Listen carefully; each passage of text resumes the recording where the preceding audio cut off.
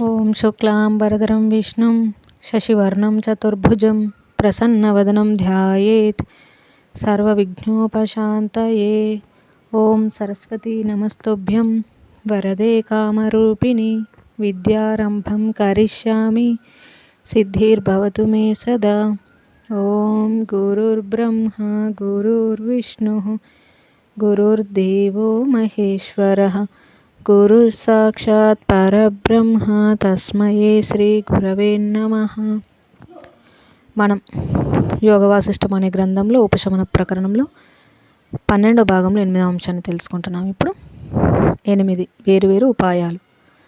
శ్రీ వశిష్ఠ మహర్షి: ఓ రామచంద్ర, ఈ ప్రపంచమంతా సంవినా మాత్రమే. ఇక్కడ రెండవ వేరైన కల్పనయే లేదు. కల్పన చేయుచున్నవాడే కల్పితమైన సర్వముగా ఆవిర్భవిస్తున్నాడని గ్రహించు. అదే బ్రహ్మజ్ఞానం. అట్టి సత్యజ్ఞానముచే సంవిత్తు అద్వైత బ్రహ్మరూపం పొందుతోంది. అనగా తన యొక్క సర్వ నూన్యాధికములను త్యజించి స్వాత్మయందు స్థిరత్వం పొందుతోంది. ఇంకా అది దేనియందు తగులుకొనక సర్వస్థితులందు స్వస్వరూపం యొక్క సమ్యక్ జ్ఞానం కలిగి ఉంటుంది. శ్రీరాముడు: సంవిత్తు నుండి సన్మాత్రము అనే బీజం ఎలా వెళ్ళి విరిసి ఏర్పడి ఉంటుందో వివరించ ప్రార్థన. శ్రీ వశిష్ఠ మహర్షి: సంవిత్తు లేక బ్రహ్మము నుండి ప్రతిబింబ సంవిత్తు జలంలోంచి తరంగంలాగా ఆవిర్భవిస్తోంది. సూర్యుని నుండి కిరణంలాగా ప్రకటితమయ్యే అట్టి సంవిత్తు 2 రూపములు కలిగి ఉంటుంది. 1. పలువిధ ఆకారములు గల సంవిత్తు విభాగం జలంలోని అనేక తరంగాలు లాగా. 2. ఏకమగు సన్మాత్ర విభాగం అనేక తరంగములలోని ఏకైక జలంలాగా.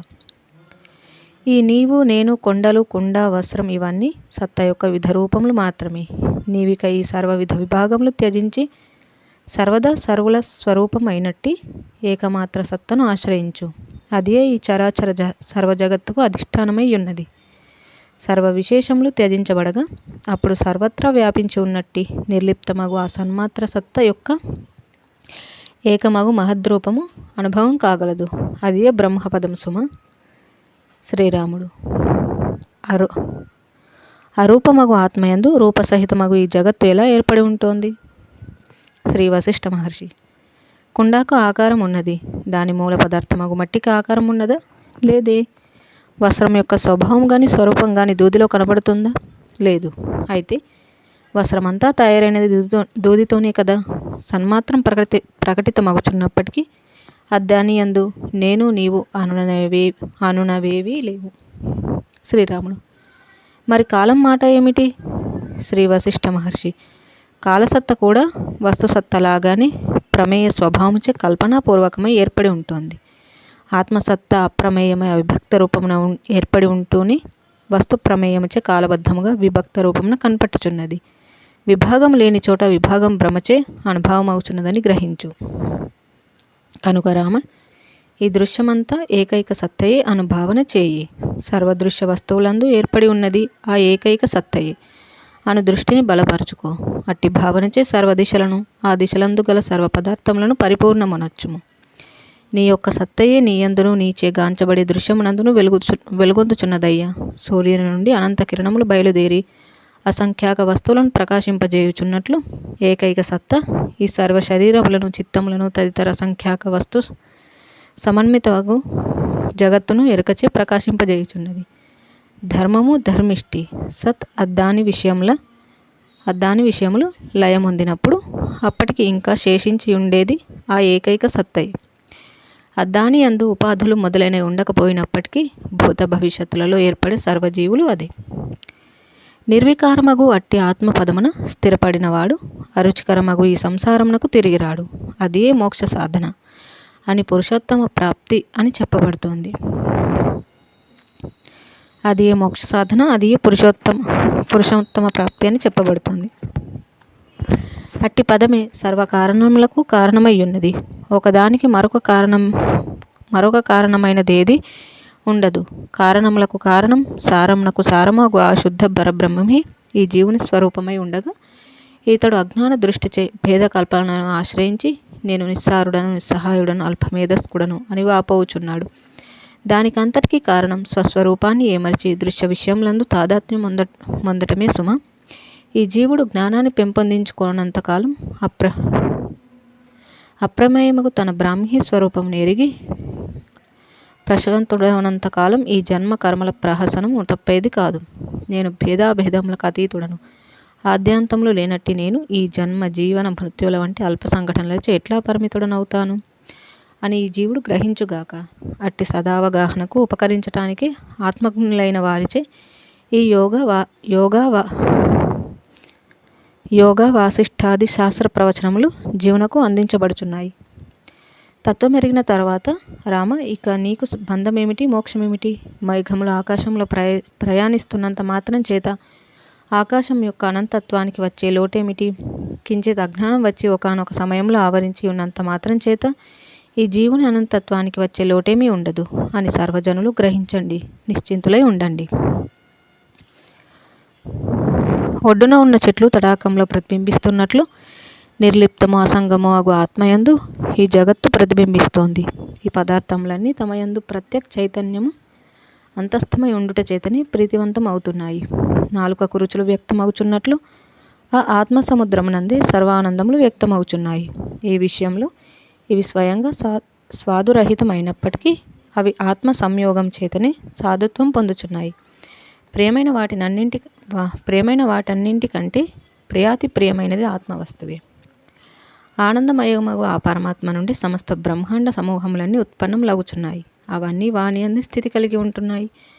ఆ పరమాత్మ తత్వము గురుతరమైన వాటన్నింటికంటే గురుతరమైనది, సూక్ష్మతరమైన వాటన్నింటికంటే సూక్ష్మాతి సూక్ష్మమైనది, స్థూలములైన వాటన్నింటికంటే అత్యంత స్థూలమైనది, సమీపమైన వాటన్నింటికంటే సమీపమైనది, జ్యేష్ఠతరములైన వాటన్నింటికంటే జ్యేష్ఠతరమైనది. ఆ పరమాత్మ స్థానం సర్వ ప్రయత్నములకు ఆత్యాంతికమైనది. అక్కడ సర్వశ్రమలు రహితమవుతాయి కనుక అన్నింటికంటే సులభమైనది అది. అదే తేజము అంధకారములన్నింటికంటే అంధకారం అది. దిక్కులన్నింటికి దిక్కు అది. అది లోకములకు సంబంధించినది కాదు, కానీ లోకంలోని సర్వ విషయాలు అదే. భావముల దృశ్యముల చైతన్య అహంకారముల రూపంగా ప్రకాశించేదంతా అది. ఓ శుద్ధాంతర్గత స్వరూపుడ రామచంద్ర, ఏ ఉపాయములచే నీవు పరమ పవిత్రమగు ఆ ఆత్మపదమునందు స్థితి పొంది ఉండగలవు, సర్వ ప్రయత్నముల చేతను అవి ఆచరించు. శ్రీరాముడు: అందుకు వేరువేరు ఉపాయాలు ఉన్నాయి కదా. శ్రీ వశిష్ఠ మహర్షి: అవును, యోగ జ్ఞానాది వేరువేరు ఉపాయాలు ఉన్నాయి. అయితే ఓ సర్వజనులారా, వేరువేరు ఉపాయాలు ఉన్నంత మాత్రం చేత వారు వేరు మేము వేరు అను భ్రమలను ఆహ్వానించి తత్ఫలితంగా ఆత్మవస్తువును పోగొట్టుకొనకుండెదరుగాక. ఆ ఆత్మపదము అతి పవిత్రము, భేదరహితము, పరమపదము అని గ్రహించి అటుపై మీకు అనుకూలమైన మార్గములలో మీ ప్రయత్నములు కొనసాగించండి. అంతేగాని తదితరులు ఎంతవరకు తప్పు చేస్తున్నారో లెక్కలు కట్టుకుంటూ మీ పురోభివృద్ధిని ఆటంకపరుచుకోకండి. జన్మ జరావర్జితమగు ఆత్మపదమును వదిలి తుచ్చ తృణములకై ప్రాకులాడి మహత్తరమైన మానవ ఉపాధి అనే అవకాశాన్ని వ్యర్థం చేసుకోవాలనుకునే వారికి ఇక నేను చెప్పేదేమున్నది? ఓ సర్వ సదేహ మిత్రులారా, ఈ సర్వము ఆత్మచే ఆక్రమించబడి ఉన్నది. దాని సాక్షాత్కారం కొరకు ప్రయత్నించి ఈ చిత్తమును ఉపశమింపజేయండి. ఎప్పుడైతే మీరు మీ యొక్క సర్వవ్యాపక విషయాతీత స్వరూపమును ఎరుగుతారో అప్పుడు సర్వ పునరావృత్తులు శమించి ఈ సంసార భయము నుండి విముక్తులు కాగలరు. జై శ్రీరామ్.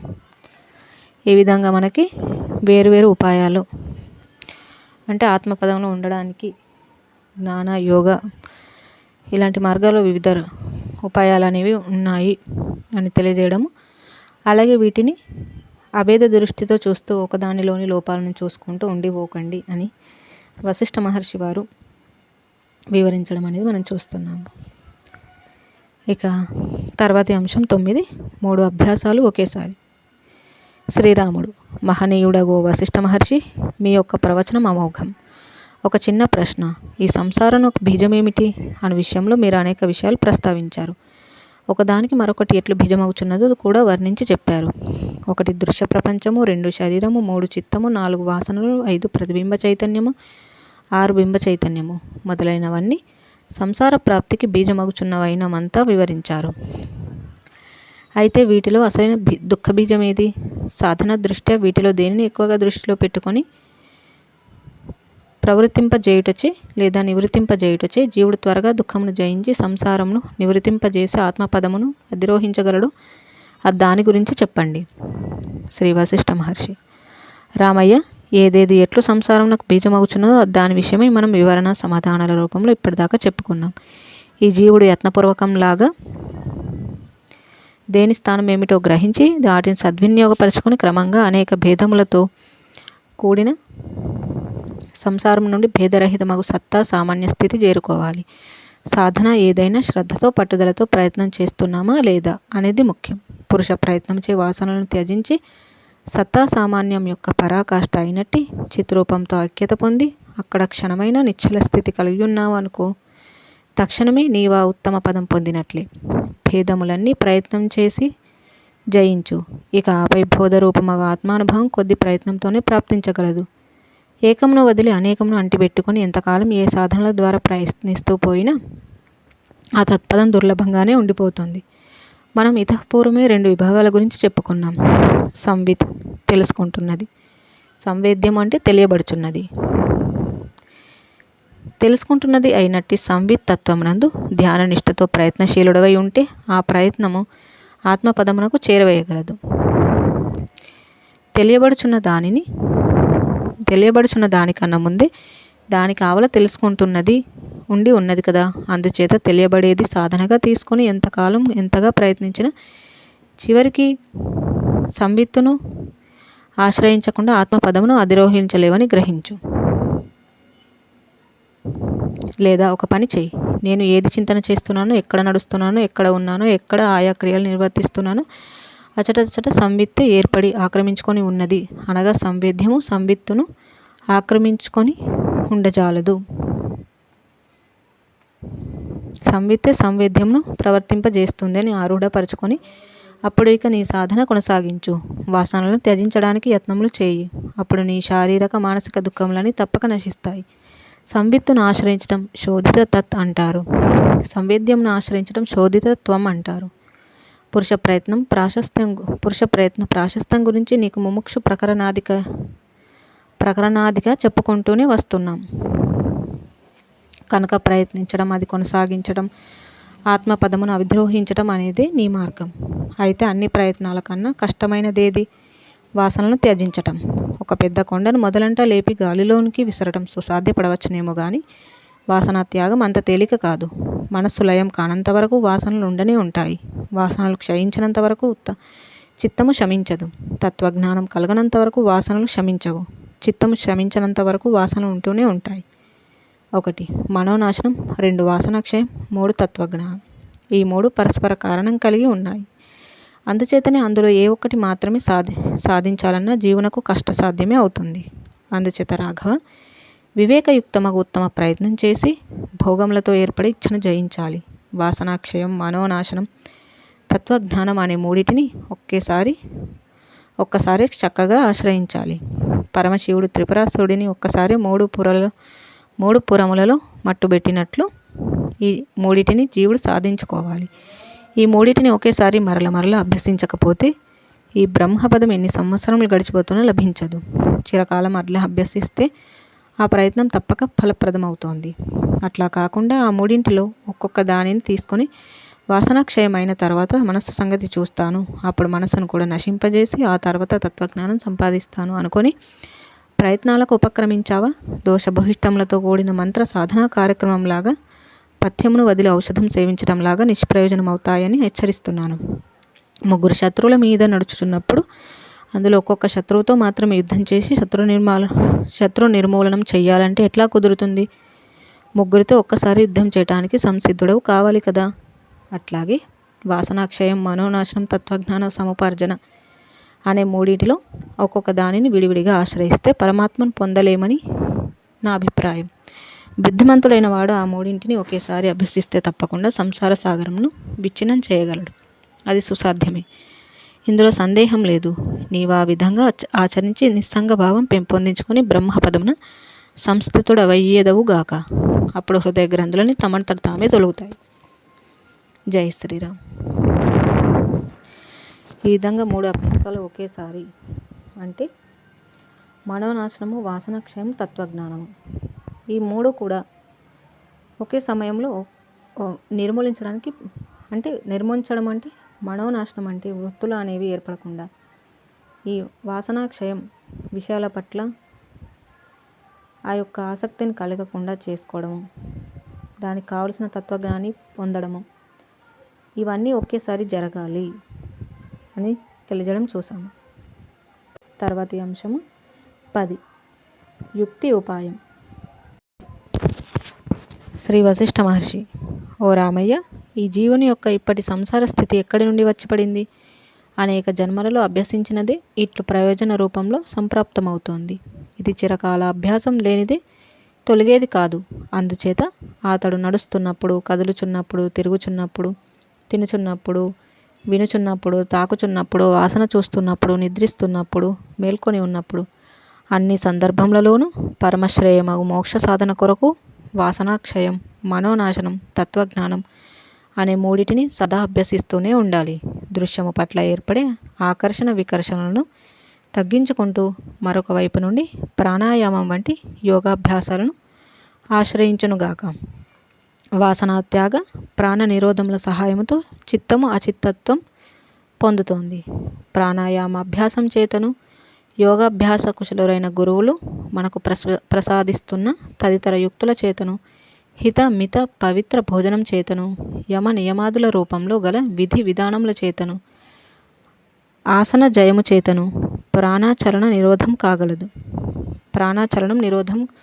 నిరుద్ధం కాగలదు.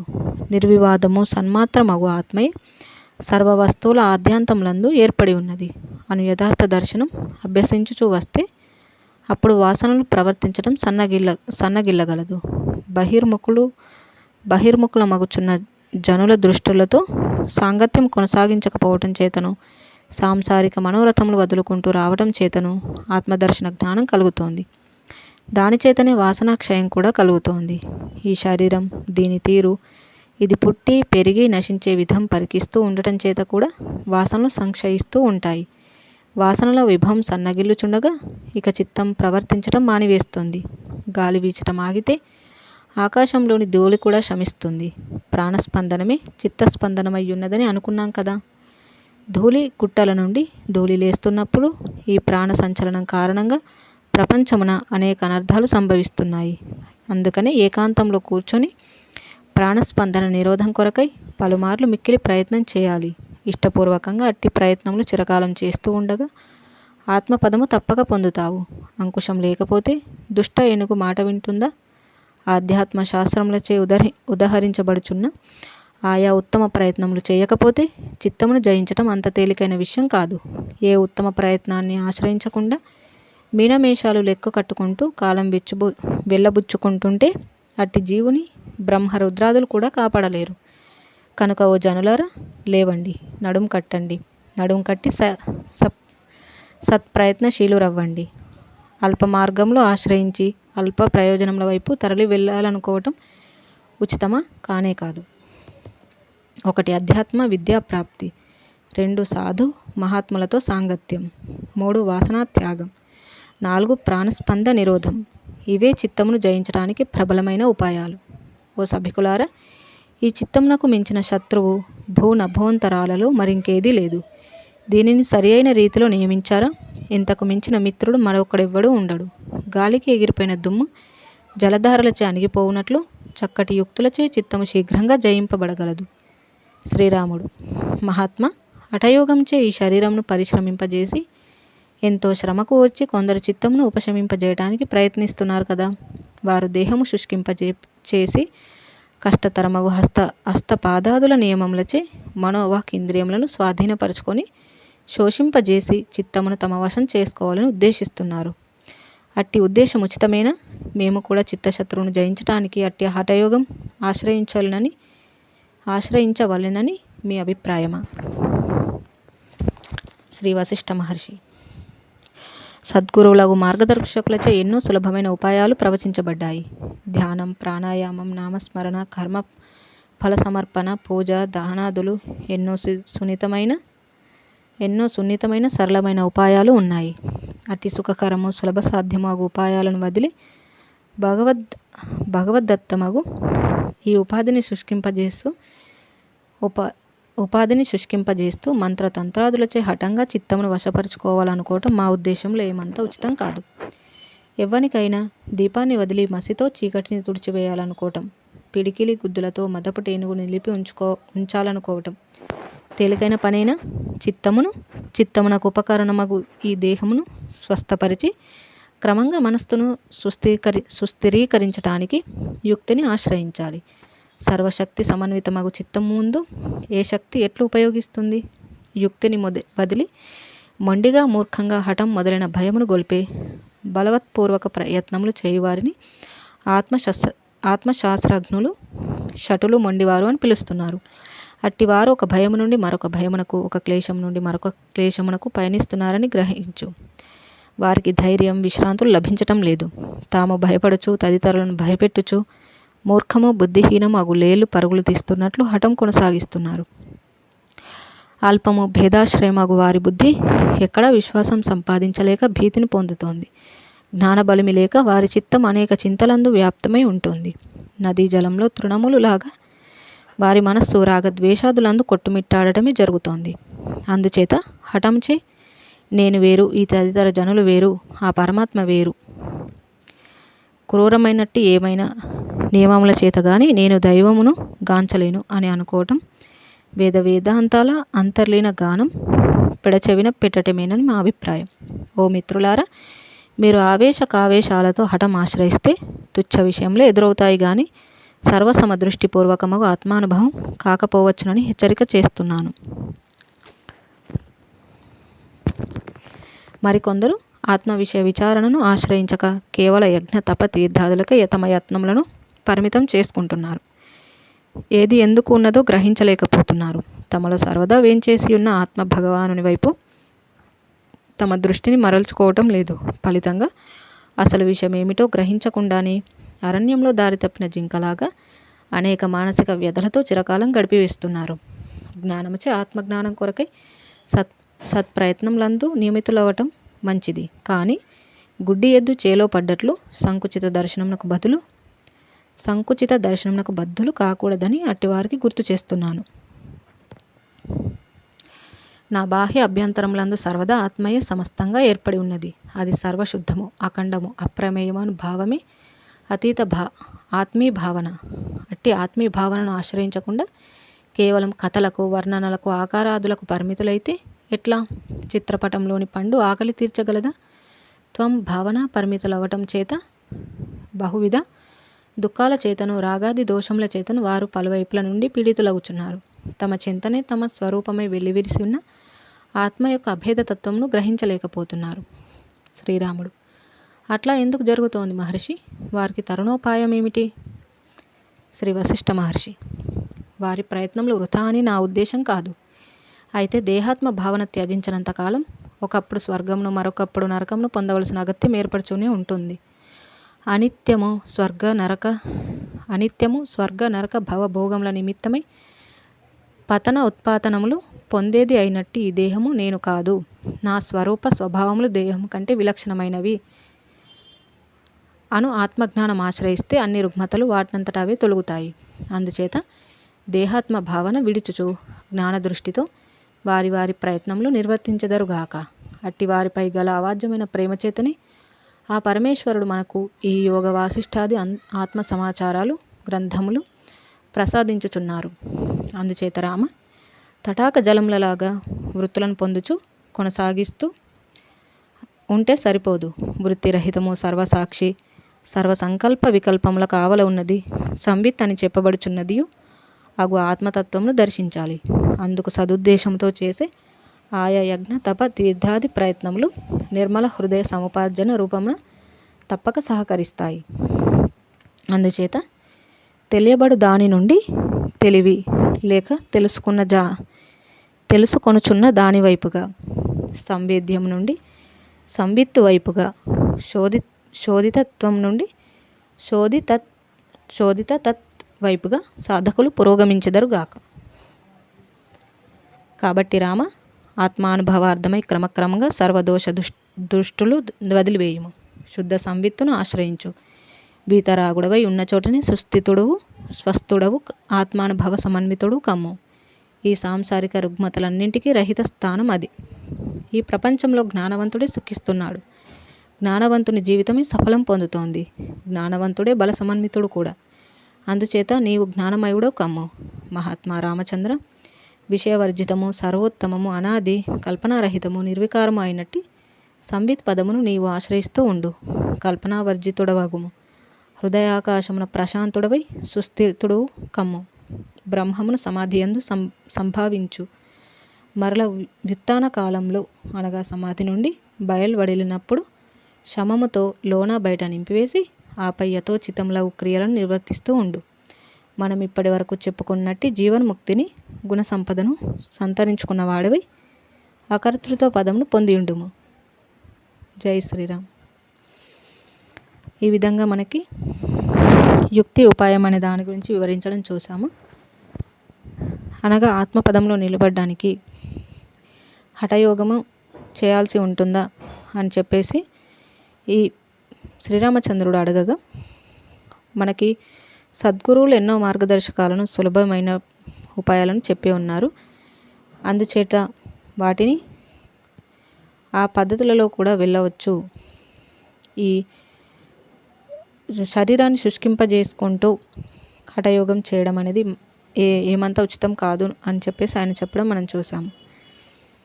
అలాగే యజ్ఞాలు, తపము, తీర్థయాత్రలు వీటికే పరిమితం అవ్వకుండా ఆత్మభగవాను వైపుగా తమ దృష్టిని కూడా మరల్చుకోవాలని ఇక్కడ చెప్పడం చూస్తున్నాము. ఇక మిగిలిన అంశాలు మళ్ళీ తెలుసుకుందాం. ఇంతటితో ముగించుకుందాము. జై శ్రీరామ్.